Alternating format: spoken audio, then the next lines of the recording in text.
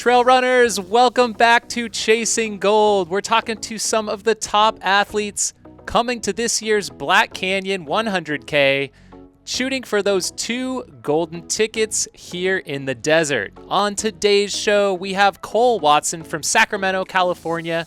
He's a former track and field and cross-country runner from the University of Oregon. He has had multiple attempts here, going for a golden ticket the past few years. Will this be his year? We'll wait to find out. Cole, welcome to the show.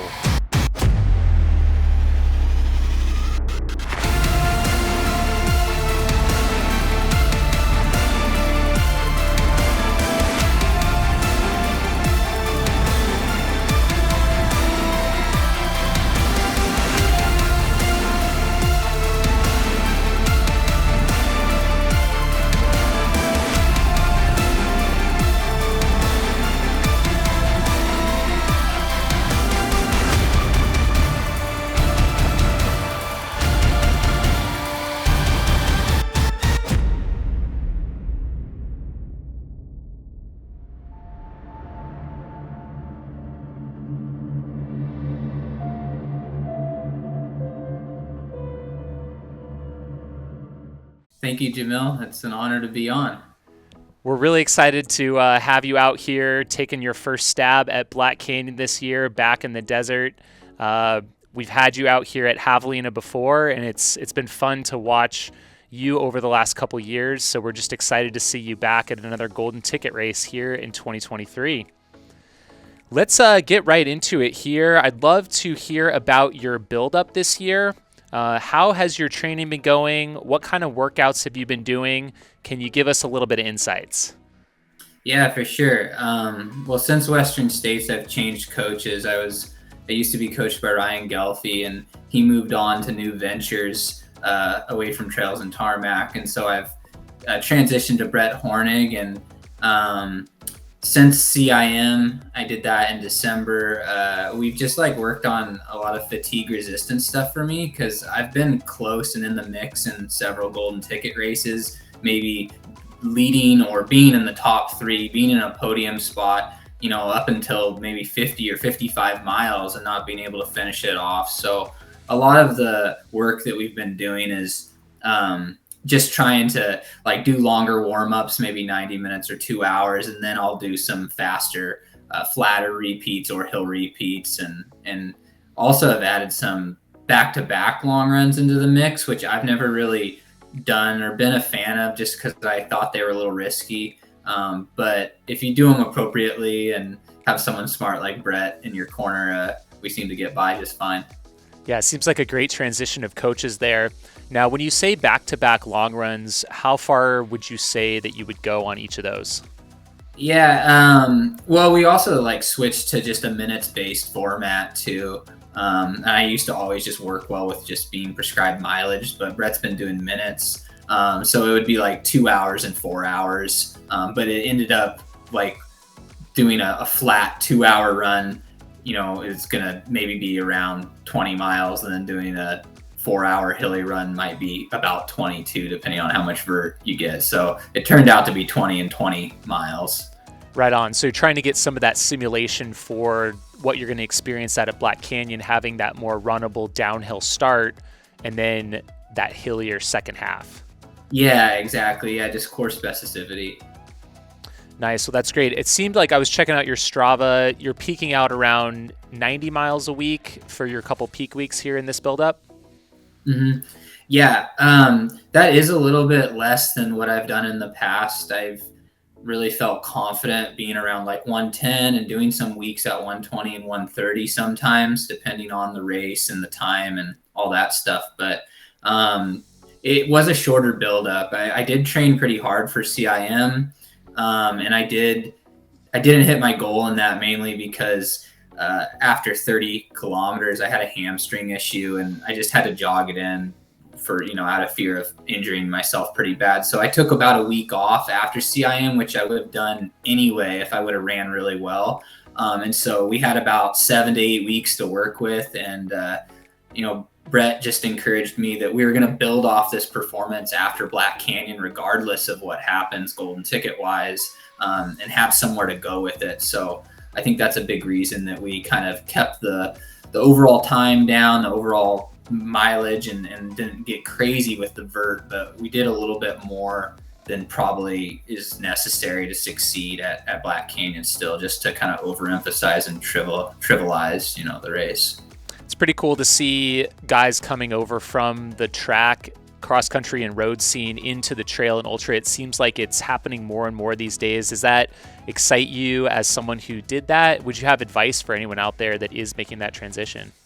Yeah, I mean, now more than ever, there's opportunity for that. I had my sets on being a miler and being a professional track athlete from the moment I entered the University of Oregon. And by the time I left, that wasn't really a reality. And just about then, it seemed like sponsorship and trail was becoming more of a reality. And it was a great opportunity for me to get exposure and really just like see the world. Like, it's been incredible.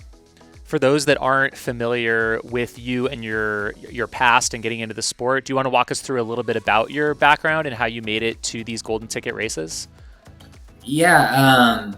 I ran track and cross country my whole life and ultimately ended up running at the University of Oregon. And after I graduated, like I said, I didn't have anyone knocking on my door for a contract for track, but I wanted to stay connected to running. So I started coaching cross country and track at a community college back in my hometown in Southern Oregon. And I also started working at a running store, Rogue Valley Runners in Ashland, Oregon, which is owned by Hal Kerner, and Ryan Gelfie worked there, and David Laney and Brett. Doesn't take long to fall into the ultra scene if you're hanging around Hal and company. Totally. Yeah. They just ushered me in right then and there. And really, I wanted to do some road stuff right after college and do a half marathon and a marathon. And those were successful, but they quickly got me into a trail race. And after that, that wasn't my priority anymore. Nice. And I was taking a look, your first, you had a couple 50K wins early in your ultra career, and then you have this nice streak at these golden ticket races. So 2020 Bandera 100K, you took third, and then Canyons 100K, you took fifth, and Javelina 100 mile, I believe your debut 100 miler, you got third in 2021. So as much as I'd love to see you already got a ticket, I love the storyline of guys like you coming back, chasing the golden tickets. I think it's a really interesting storyline. Yeah, for sure. I mean, I was really fortunate after Javelina, my sponsor, Hoka, gave me a sponsor spot to run Western States in 2022. And I ended up getting 16th there. And I was a little hesitant to take it just because I really wanted to earn my spot by racing. But I mean, it's so competitive now. You just don't know if the stars are going to align in these races. So that's ultimately why I ended up taking the sponsor spot. But, I didn't get back in. I got 16th. So, I mean, that's why I'm racing Black Canyon, is to take another crack at it and earn my way back to Western States. Well, I don't think anyone's going to fault you for taking that sponsor slot. That's what they're for. So how are you preparing for this potential 70-degree day, which is funny to say? That is about what the forecast is for Black Canyon City right now, but we're seeing rain and snow out there today. I'm imagining, coming from Sacramento, have you guys seen some warmer temperatures? Have you been able to get some heat training in? I've been looking at both, at the Phoenix weather and stuff like that. And it's been kind of similar. We've had some times in the early mornings where it's in the mid 30s and everything. And then it's warming up to the mid 60s. I think we've only had a couple 70-degree days, but like I did for Western States and Javelina, I've implemented a lot of sauna training post runs, and it seemed to really help me kind of take the extreme intensity off of it and the shock to the system by adding in that sauna work. So have you had a chance to run on the Black Canyon course at all, or is this going to be a totally fresh experience for you? Yeah, it'll be a totally fresh experience for me. I mean, with the live streams that have come out in the last couple of years, it's been really awesome to be able to see it. So I feel like I with my eyes, like I kind of have an idea of what I can wrap my mind around. But just as far as like the footing and everything, I have no clue, and it will be an adventure. Yeah, for sure. Now, that's an interesting point. You mentioned taking a look at those live streams. Are you someone who's going back and kind of scrubbing through the footage to kind of see how the field is enveloping during that day, or is it just you kind of watched it maybe a year ago when the race happened? I've recently picked through it. I watched it when it happened, but then I went back just to refresh my memory because like I'm actually going to be partaking this year. But yeah, it's really interesting, and I think you can learn a lot. Just kind of how the packs are forming and when they're starting to spread out, and just seeing how people are looking at different portions of the race. And I think the last couple of years it's been pretty warm, actually, warmer than what's even forecasted. But yeah, there's a lot to be learned. It seems like an interesting new dynamic that definitely should be part of any serious athlete's training and build up, and kind of research into maybe their fellow athletes or what they're doing out there. When are they starting to put ice, things like that. It's pretty interesting. Yeah, it's certainly like game film and like all the other sports. Yeah, exactly. Do you have any family, friends, or crew pacing out there? Is Jocelyn going to be out there amongst her duties as working for Hoka out at the race this year? Yeah. I think she's gonna be able to manage to see me at the few spots that you can crew, and so she'll be there helping me swap out water bottles and giving me ice if it's necessary and whatnot. Will you have a pacer? No pacer. What about your race day hydration and nutrition? I was recently listening to Finn's podcast with you, the Single Track podcast, and you were talking about you had some tough lessons learned from Western States endurance run that you're maybe experimenting going forward with. Yeah, I've only run a few 100Ks and 200 milers. Really, yeah, just 200Ks and 200 milers. So the nutrition in these longer ultras has been like an ever learning process for me. And I really was overdoing like my caloric intake, especially with the liquid at Western States. I did some long runs that were 5 to 6 hours and it was fine, but like the ratio and the concentration I was doing for 13, 14, 15 hours in that heat just gave me a gut bomb, and I was throwing up once I crossed the river. So I've definitely backed it off a bit. I'm trying some other different products, no partnerships or anything like that, but just kind of guessing and checking. But I think we got it kind of dialed down. At least it went great for this build up, these 8 weeks. And so I'm confident that the new plan will do me well.